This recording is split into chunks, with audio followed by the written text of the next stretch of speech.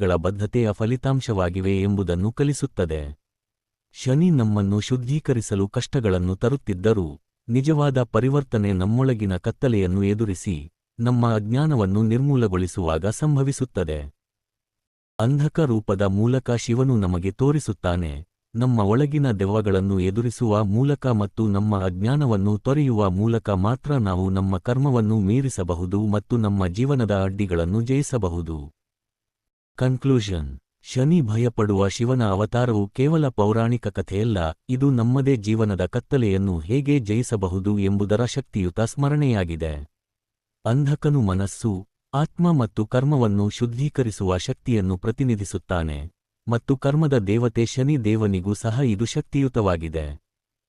ನೀವು ಈ ವಿಡಿಯೋವನ್ನು ಆನಂದಿಸಿದ್ದರೆ ಮತ್ತು ಪೌರಾಣಿಕತೆಯಿಂದ ಇನ್ನಷ್ಟು ಆಕರ್ಷಕ ಕಥೆಗಳು ಮತ್ತು ತತ್ವಗಳನ್ನು ತಿಳಿಯಲು ಇಚ್ಛಿಸುತ್ತಿದ್ದರೆ, ಲೈಕ್,